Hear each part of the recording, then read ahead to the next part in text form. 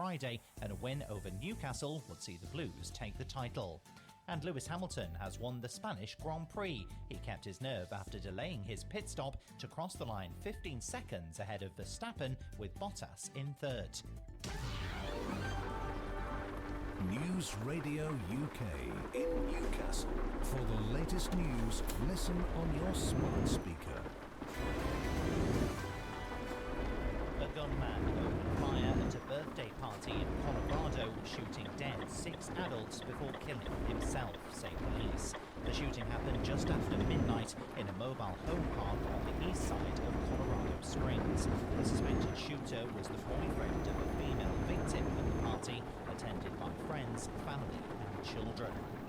Israeli police have faced off with Palestinian protesters in East Jerusalem as the holy city's worst religious unrest in several years continues. The violence came a day before Israeli nationalists plan to parade through the old city on an annual flag-waving display for Jerusalem Day, meant to cement Israeli claims to the contested area. Addressing a special cabinet meeting, Prime Minister Benjamin Netanyahu says Israel will not allow any extremists to destabilise the calm in Jerusalem. Grieving families buried their relatives following a bombing at a girls' school in the Afghan capital that killed 50 people, many of them pupils between 11 and 15 years old. The number of wounded in Saturday's attack has climbed to more than 100. 3 explosions outside the school entrance struck and students were leaving the day. Many countries treat having a cup of tea as an essential part of daily life. However, extreme weather and rising temperatures are hitting tea-drinking countries. That's according to a new report.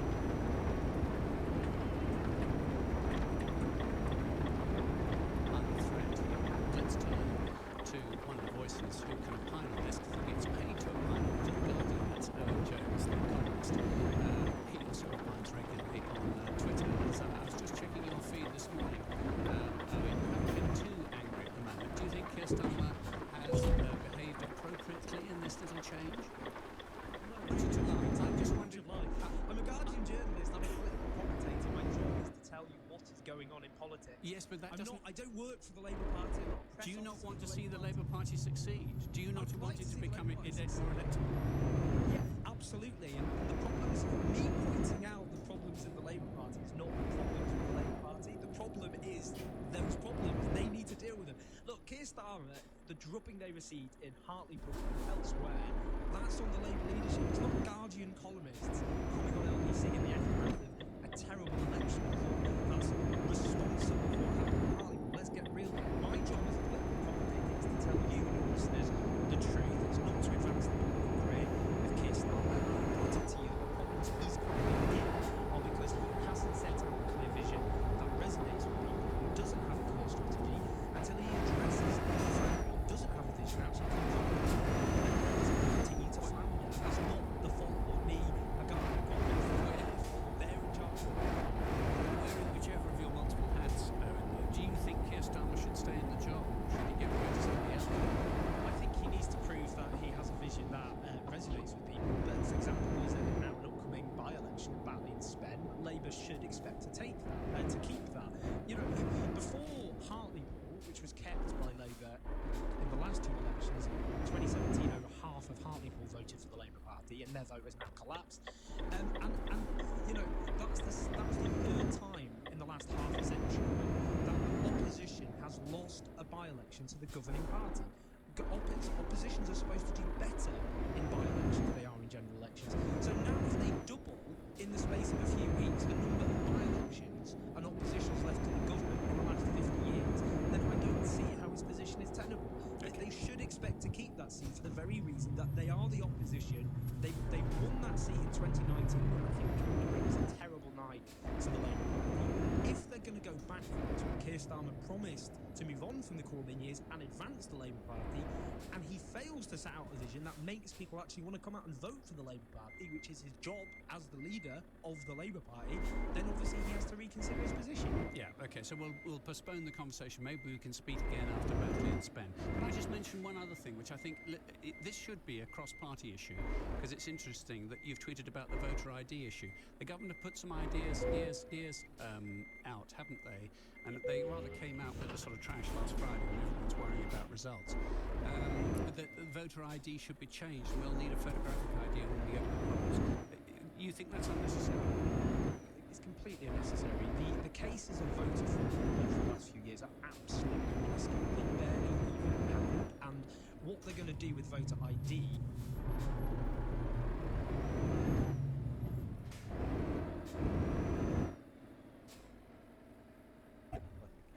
Mother's family was quite well off, and she got us in the car and we drove away. Crack in something called the Warhammer, which sounds like something in Haynes Workshop manual, doesn't it? It's actually the bit that the system of the train is attached to the body above. Trains have got suspension, just like your car has, and it's that connection is where these little cracks have been appearing. What doesn't seem entirely clear is whether the crack is in the weld or whether the crack is in the component that is welded on. That again is a distinction that engineers would understand better than I would, but again it's a very important question, because I think the big one now is how has this happened? What has gone wrong? Was it that the and if so, how many more trains would theoretically develop these symptoms over time? Because they're not showing them yet, not in future.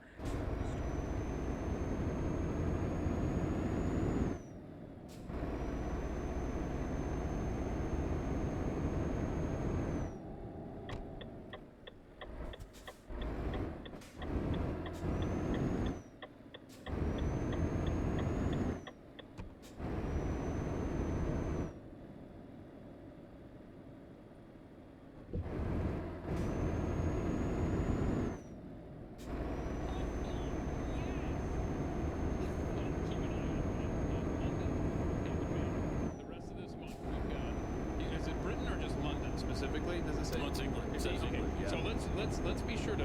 I'm gonna make a note. We're gonna revisit this at the end of the month because that is. We want to track that. Because that's a water cooler fact. I think so, too. When your buddies are like, I don't know, man, global warming. We should really crack down on the CO2. And you can just be like, okay, well, in May of 2021, in 362 years of record keeping, Britain had its coldest month. Why is that? How is that? How is it possible? Back in 1659, England was still processing the death of Richard Cromwell, who, after the execution of King Charles I, had ruled the Commonwealth of England for 5 years. The year 1659 is also the start date of the Central England Temperature Data Set. That's when they started keeping track of temperatures. Wow, 1659. Amazing. And it proved an invaluable resource for meteorologists and climate scientists alike.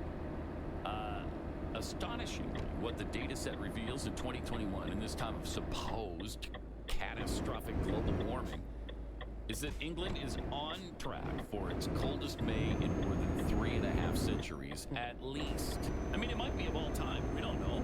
This is just as long as they've been able to keep the records of the temperature. But you've only got 362 data points. Yeah, that's... How many do you need? 9,000. See, 9,000. if you're going to be accurate, you need 9,000. See, they've got snow right now in May in Britain. That is snow. Some Lake District skiers were giddy about the unseasonable. Safe and your people safer.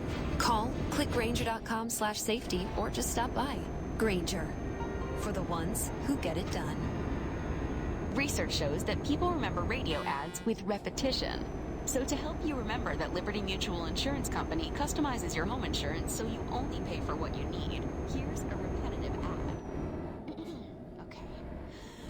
Research shows that people remember radio ads with repetition. So to help you remember that Liberty Mutual Insurance Company customizes your home insurance so you only pay for what you need, here's a repetitive ad. Only pay for what you need at libertymutual.com. It's Small Business Month, and Dell Technologies and Windows are celebrating your unstoppable drive. Save up to 45% on powerful PCs with Windows 10 Pro to work from anywhere. Plus top monitors and docks for the ultimate business setup. All with easy financing options through Dell Financial Services. Speak to a Dell Technologies advisor who can help you find the right business tech, server, storage, and cloud solutions at 877-ASK Dell. That's 877-ASK-DELL for Small Business Month savings. Watching Utah's Money brought to you by Trajan Well. The Women's Business Center of Utah is out with a women-owned business directory. You can check it out now at utahwomenowned.com. This is kind of interesting. Toy maker Mattel wants to help you give new life to old toys. The company is launching a toy take-back program called Playback. The recycling program will initially accept Barbie, Matchbox, and Mega toys. They need to branch out because I've got a lot of closets. I know. KSL Drives now. Ford is recalling 661,000 Explorer SUVs. The recall covers 2016 through 2019 model years. An issue with retention pins means the roof rail covers could detach from the vehicle. I mentioned just a minute ago that we finished the week last week with record highs on the Dow. It finished at 34,777. It was up 229 points on Friday. The S&P also at a record close of 4232. The futures continuing that trend. The Dow is up 109. The S&P is up about 4 points. The Nasdaq is retreating just a bit. It's down 37. I read this morning too a money-related story, Tim, about Amazon and counterfeits. For years, I guess Amazon has been under pressure from shoppers and brands and lawmakers to crack down on counterfeits on its site. I actually fell prey to this. I bought fake Pokemon cards for my daughter who collects Pokemon cards, and she collects very expensive Pokemon cards, so I fell prey buying more expensive Pokemon cards for her, but I'm not smart enough to realize that they were fake Pokemon cards. Now it's saying it blocked 10 billion suspected phony listings last year. 10 billion before any of their offerings could be sold. So that's up 67% from the year before. I guess a lot are still getting through, though, my son being one. Amazon says it destroyed 2 million counterfeit products sent to warehouses last year before they could be sold. So they're on it. There's just a lot that are still getting through. So now I want to know, were you able to identify that it was a counterfeit once you saw it? No, I didn't. Ashley did. So she opened it. And she deals with them every day, right? And so she realized that I thought I bought the ones that are PSA graded, like a PSA grade sports card or anything else, and I thought they were actually made to look exactly like a PSA graded Pokemon card, but they were not. Wow. And no way to get your money back or anything? I contacted the shop and the seller, and the seller said, I did not say they were PSA graded. I just said graded. Okay. Yeah. So you need to pay close attention. Read the fine print. Right. All right, we'll take another break. When we come back, we'll see how the roads are doing this morning. Mother Nature may play a role in our drive-in this morning, so we'll check your traffic and weather together coming up next. Attention neuropathy sufferers. Amazing research has now shown that neuropathy symptoms can be reversed in as little as 1 week. Tom is a 45-year-old father of 3 who had excruciating pain and burning in his feet. He was starting to shuffle when he walked and was relying on a cane for balance. Tom was on his feet all day for work, and the pain was unbearable by the end of the day. The pain kept him up most nights, so he relied on medication to fall asleep. But after just 2 neuropathy treatments,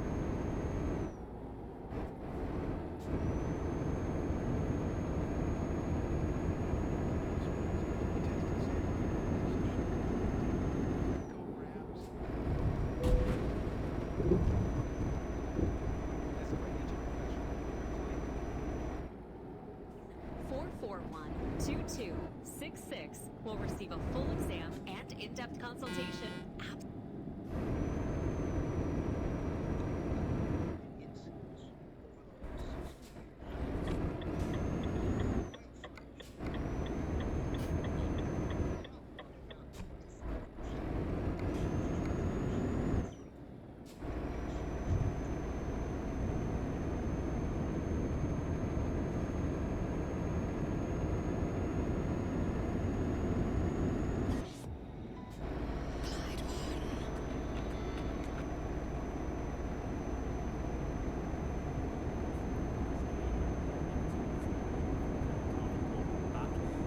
Johnston remain on course for a Cup double. Former Scotland forward James McFadden says Davidson is on course to become St Johnstone's most successful manager in his first full season in charge. In other news, Glasgow City are 5 points clear at the top of the SWPL after Priscilla Chinchilla's double saw off Rangers. 2-0 the score there, leaving Rangers third in the table. And Rory McIlroy says relief and satisfaction were the overriding emotions as he ended his winless run by clinching the Wells Fargo Championship. It's just 6 weeks after starting work with coach Pete Cowan. His last success came in November 2019. That's the latest from BBC Sports. Thank you very much, Jordan. After us today at 1:30, it's the afternoon show with Janice Forsyth. She's going to be talking to the Scottish comic book artist Mark Miller on his new Netflix series. All that coming up a bit later on. But now the time is 12:30. And let's get a summary of the news with Christine. The SNP says it will judge that the coronavirus pandemic is over when cases are stable and suppressed, potentially by the end of the year.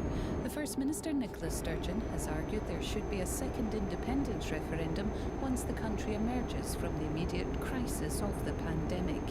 But the UK government has already said it won't grant Scottish ministers the powers they need to hold another poll. Jenny Davidson is from Holyrood magazine.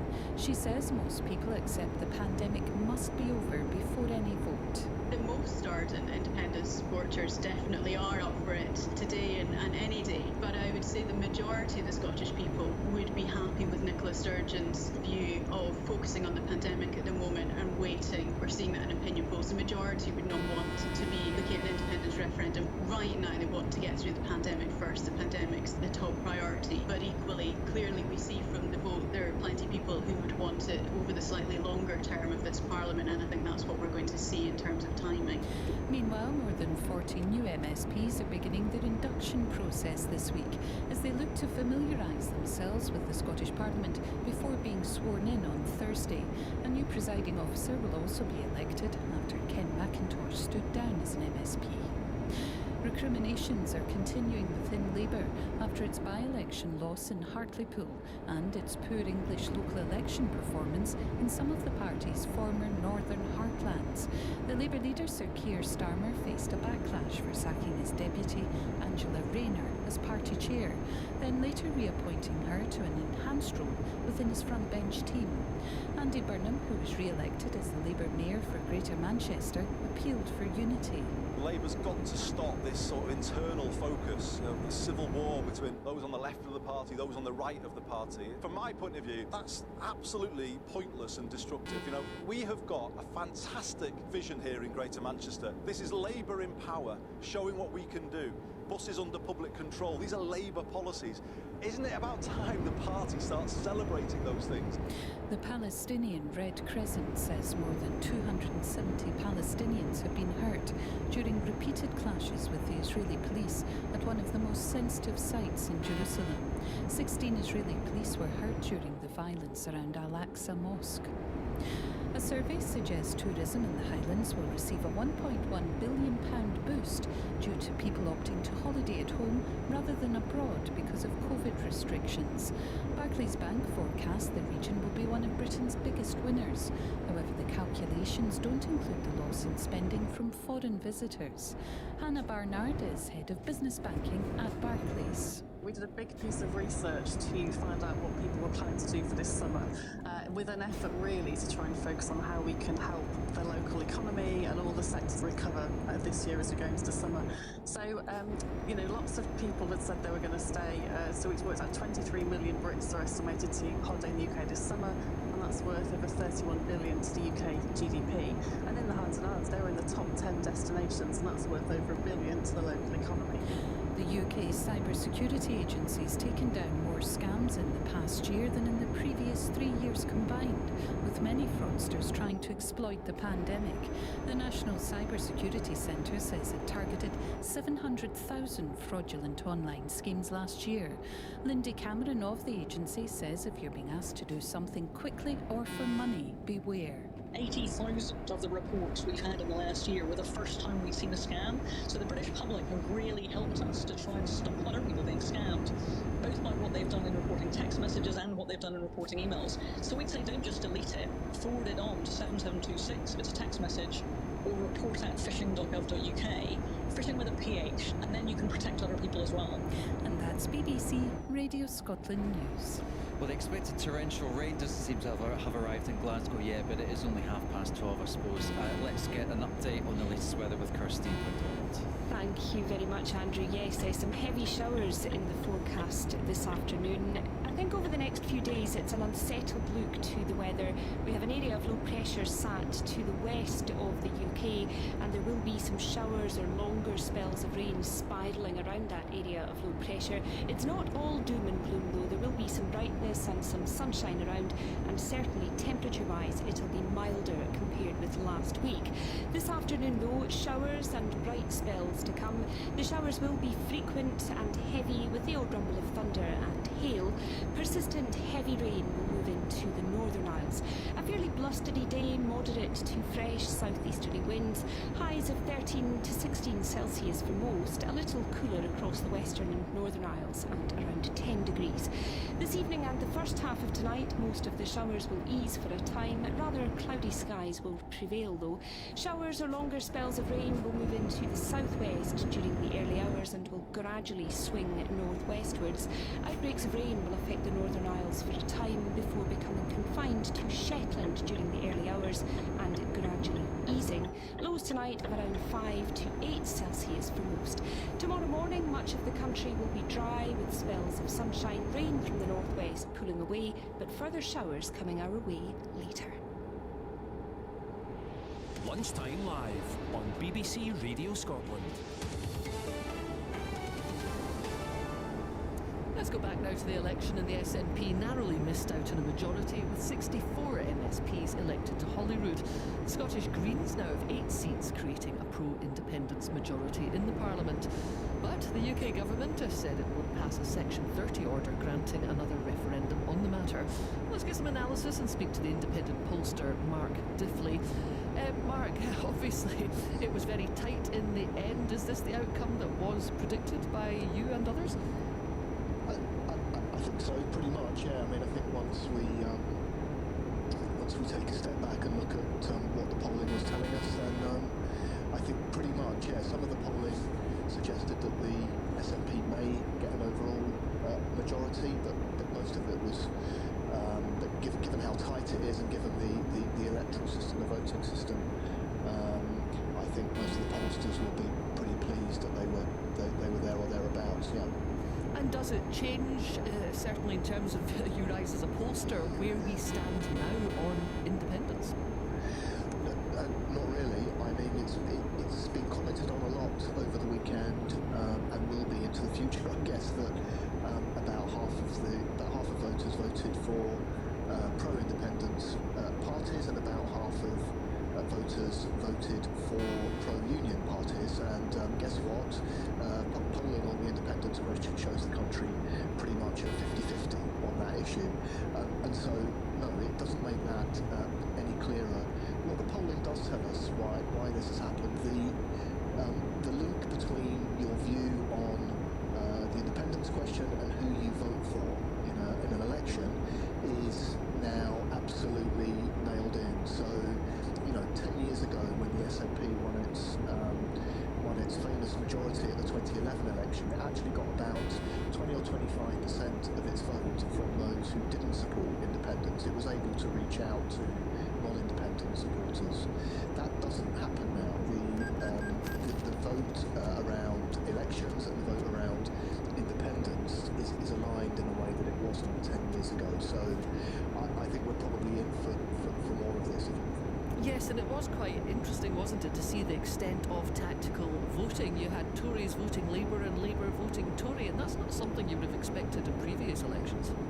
No, I think it has happened a bit before, but you're right. I think there's a few things here. I think one is that we had, of course, the New Labour Party led by the former First Minister Alex Salmond, and although that party eventually didn't make any progress and of course didn't get the super majority that he had wanted, it did raise the issue of tactical voting higher up the agenda. People were talking about it, people were considering it in the context of that new party. Now, in the end, it didn't help his party, but it did probably, we need to do the analysis on this, probably help other parties. I mean, we saw some SNP majorities being cut because, although not overturned, crucially, because of what looks like tactical voting. We saw people like Willie Rennie get an increased majority with what looked like tactical voting. Jackie Bailey herself has said that she held on to some extent due to tactical voting. So yes, it looks like tactical voting was pretty widespread and probably more apparent this time than in previous elections. I think that's probably right. And if we look at what happened to Labour, is it possible to establish what went wrong, perhaps north and south of the border? Well, I think these are sort of different issues, really. I think Anasawa, the leader, who's after only been in charge for sort of 9 or 10 weeks before the election, we saw him getting really quite high favourability ratings. He seemed to have, quite widely, I think, seemed to have run a very good campaign.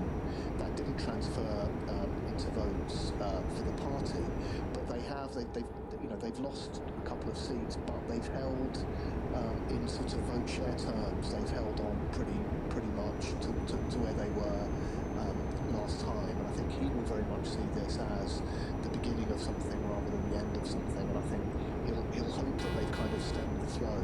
I think the issues that Labour has had down south are probably not related to the issues that they're having up here, and I think that there's a whole set of different problems that Labour has to contend with as a result of the elections in England. And of course in Wales, Labour did extremely well. So what we are seeing is different patterns now across the countries across the nations of the UK. So the lessons for Labour, I think, and what Labour has to do in Scotland are probably unique to Scotland and to voters in Scotland. Mark, thank you very much indeed. That is independent pollster Mark Diffley. A week today we could have a big easing in coronavirus restrictions, which will allow more businesses to reopen or resume more of their normal operations, particularly hospitality and entertainment places. Nicola Sturgeon's expected to say more tomorrow about the easing, which is scheduled to kick in for the 17th of May, namely a move from level 3 to level 2 restrictions. Let's speak now to Alan Henderson, who owns several pubs and restaurants and a hotel in Aberdeen, and also with us is Alison Gardner from the Glasgow Film Theatre. Firstly, Alison, you are not reopening till the 24th of May, is that right? So that's slightly later than cinemas in general can open. But are you just trying to keep your options open a bit just now? Yes and no. I wasn't quite sure because the 17th was mooted as the earliest date that we could open, and things kept changing. So in order to be reassured and put tickets on sale and not have to refund the tickets, we decided to go for the 24th. Alan, you have 9 places, so 5 are open just now, 4 others are reopening on the 17th. How are you feeling about getting going again? Well, we're obviously delighted to get going and taking, half of our staff back off furlough, which is another 120 people, so we're delighted to do that. But I have to say, we're still caught with the restrictions which we believe are unnecessary, because what we have is, especially in the wet bar arenas, where there's no bar service, there's the social distancing rules are in place, and I do feel that once again although we're able to open, we're opening with our hands tied behind our back. So you were able to open then from 17th until 10:30 p.m. indoors with drinking inside, is that right? And then outdoors it's kind of back to normal drinking times. How much easier does that make things for you to operate? Obviously makes it slightly easier because up until next week, we get no evening service in our restaurants because the restaurants have to close 8 o'clock. So realistically, the last table is 6 o'clock, and most people want a table at 7:30, 8 o'clock. And we are also will be allowed from next week to sell alcohol indoors. But alcohol is an integral part. You're going out for a nice meal, you want a nice bottle of wine with it, and that's an integral part of the whole overall service. So that's obviously a positive. But we really feel that the restrictions need to be pulled forward. It's okay opening up next week, but we're looking at the further restrictions staying in place till the end of July, August. Some of these restrictions can certainly be brought forward with the success of the vaccination programme. And Alison, what's your view on restrictions? Do you know what kind of restrictions you are going to be operating under when the Glasgow Film Theatre reopens, and how those might affect your financial running of the business? Well, currently we are on 2 metres plus, which I think again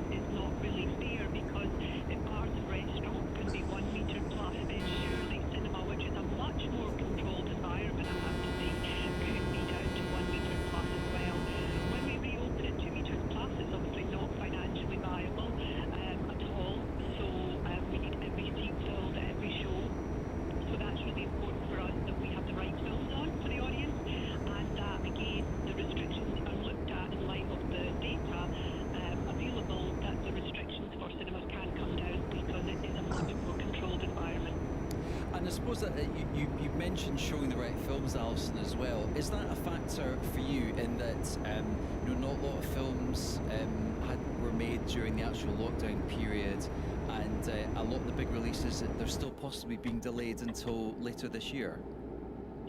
Well, the big releases are not really our thing at Glasgow Film Theatre, so we won't be showing the Bond film anyway, even when it is eventually released. We're looking at those films that were made and that were perhaps available on streaming services already, but actually are films that really need to be seen in the big screen. So Nomadland, for example, the Oscar winner Minari, which was our opening film at Glasgow Film Festival this year, Judas and the Black Messiah, Sound of Metal, which is all shows are fully HOH captioned. So I think that we want to have the right mix that works for Glasgow Film Theatre audiences, and hopefully people want to come back and see these fantastic films on the big screen.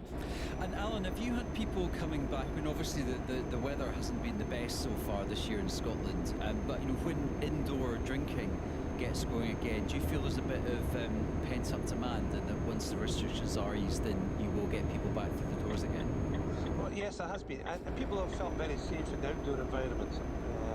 I would disagree with Alison, which suggests that our business is more compliant than the hospitality businesses, because the bars and restaurants in Scotland have got bent over backwards to comply, and they've been very much at the forefront of COVID compliance. But there is a big pent-up demand. We see bookings already coming in for hopefully we're being open next week. But if you look at the last couple of weeks, despite the bad Scottish weather that we've had, the bookings have been good, and there is significant cash out there that individuals want to spend in the hospitality environments. And Alison, I mean, personally, I'm very much looking forward to going back to cinema. I was a big cinema goer before lockdown. Do you think people in general will want to come back? They have gotten used to streaming films at home, and you mentioned you were showing films like Sound of Metal, which has been made available on streaming. Do you think there are still lots of demand for people to actually come back to a cinema and watch a film? I think people want the big screen experience in that sort of space where you're not, distracted like you are at home, for example, around other things. So they want that sort of shared communal experience in the dark, and I think that's really important, and people are very confident about coming back to cinema. I wasn't really saying about the compliance. I'm actually saying it's a controlled environment, that there's not drinking, people aren't moving around so much as they are in pubs. When you come into the cinema, you're sitting down in the same place for 2 hours, not moving with your mask on. So I think there is it's as compliant, but it's as controlled as pubs and restaurants, and therefore I think we should be treated with the same distancing involved. And Alan, just finally, we've got support schemes like the furlough wage guarantee scheme due to end.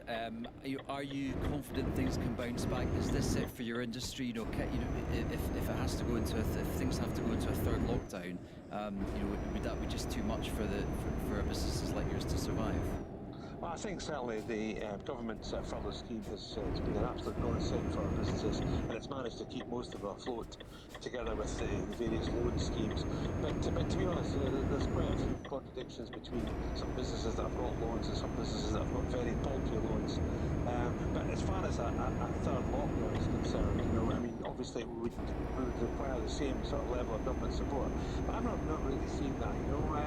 I'm a bit of a numbers boy, and I tend to listen to the statisticians and the people that work in the scientific industry, and the numbers are looking very good. The amount of infections are coming down, but most importantly, the whole lockdown was about protecting the NHS, and it appears very much to me, when you look at the low numbers that are in hospitals and in the ICU units, that the NHS has been well protected.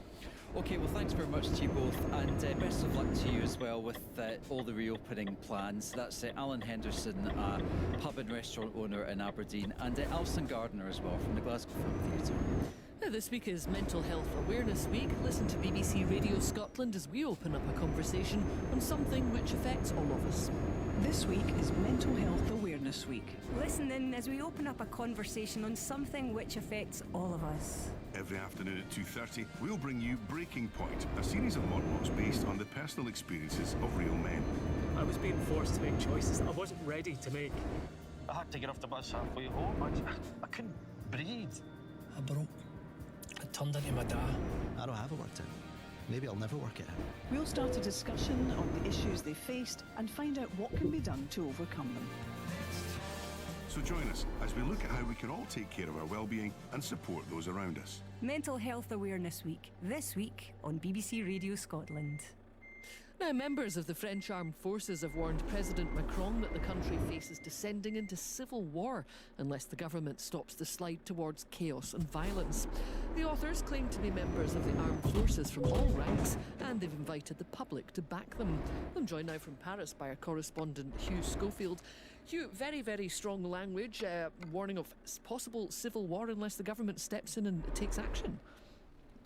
Yes, and let's not forget this is the second letter of this nature in 2 or 3 weeks. There was a first letter sent on the 20th of April from a number of retired personnel, including generals, which hit the news here big time and around the world, because it was a similar message of doom and gloom with this sort of tacit or implicit threat that the army might be forced to step in, or might be called to step in, as the country descended, as they saw it, into an imminent civil war. What, you mean some kind of coup? Well, I mean, of course, if you spoke to the people who were behind it, they would say this was the furthest thing from their minds. And the fact is that they were a minority and mainly of retired people. But nonetheless, the fact that such a letter was sent at all bespeaks something about the state of France at the moment. And now it's been followed up by this second letter, which is different because it's not from retired personnel, but from people who are actively serving, apparently. They therefore need to keep their anonymity because they would face disciplinary charges if their names were known. But it's very much of the same tenor as the first one, saying we back that letter, that first one. We think the country is in a state of absolute appalling disintegration. Something's going to happen soon, and we think it might be civil war, and then we will do our duty to keep order. It's slightly different in tone. They're not saying, as in the first one, we are kind of prepared to step in to save France, kind of thing. They're saying, you know, we'll be the ones who'll have to clean up the mess when this happens. But politicians, you've got to do something because the country is drifting, as you say, into this state of chaos. Yeah, and they're talking about, you know, a situation of hate, abandoned suburbs, that kind of thing. Just talk us through what France is like in these places. Well, I mean, of course, we then need to say, well, what is it that they're describing? What is this state of France which is so terrible that has got them to this sort of fever pitch of anger and emotion? Well, you know, as we know, there are big areas of the country which are the so-called banlieue, where there are real social problems of drugs, problems of Islamism, problems of the populations really feeling no identity with the nation as a whole. There's certainly a problem of violence against the police. Every week now we're seeing, you know, more shock horror stories. A policeman murdered the other day for when he tried to stop a drug still going on. A policewoman shot at her police station at Rambouillet. A woman who was burnt alive on the street by her husband. All this thing is creating an atmosphere in the country. Possibly it's whipped up a bit too much by the media, that some see as evidence of a country in decline, because there's no authority left at the centre to tackle it. And, you know, soldiers are often, right-wing by instinct. Certainly these people clearly are. And they believe that there has been too many excuses offered to the criminals, and it's time for the country to get serious. Yeah, I was just going to ask you about that. I mean, France does have quite a strong anti-immigration movement. Is this associated with that? And how much public support are these generals or whoever they are in the armed forces getting?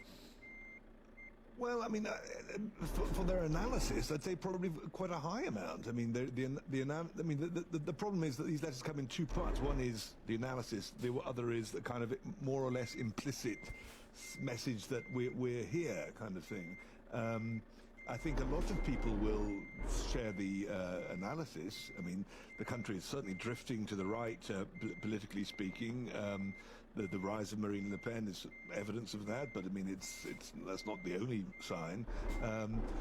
It's when the army or these letters sort of hint that maybe it's time for the army to step in, or that it might be called on to step in, and that it's there. That's, I think, where people, and certainly many in the army as well, would take issue, and many in the army will be saying, well, we kind of agree with what these people are saying, but this is not the way to go about expressing ourselves, because we are tainting ourselves and risking bringing the army into disrepute by blurring the line between military matters and politics. Given, though, there obviously is a big problem, how much influence are they likely to have with President Macron? Well, not very much at all. I mean, you know, he and the army sort of brass are very clear that this is wrong. You know, this is not right that army personnel, retired or otherwise, should express themselves in this way. It actually, in a way, helps him because, of course, the person who might be regarded as standing to gain from all this is Marine Le Pen on the far right, but when it comes to her, people will be very closely analysing how she reacts. She's tried to sort of detoxify her party, become much more mainstream, and when she comes out, as she did for the first letter, saying, I support these people, it reminds people of her father, of the days of Algeria, when the army really was dabbling in politics, and her father really was coming out in support of the army and its threats of coups and all the rest of it. Her bid to sort of detoxify herself from the far right, or the hardline right, whatever, is put in difficulties by this sort of situation, because if she comes out saying, yes, I support the soldiers who are saying this, it looks like she's going back to a past which she wants to escape from. Thank you. Our correspondent in Paris, Hugh Schofield. There have been fierce clashes between Israeli police and hundreds of Palestinians in one of the most sensitive areas of Jerusalem following 3 nights of unrest. Police fired stun grenades and rubber bullets to disperse stone-throwing crowds at the Al-Aqsa Mosque.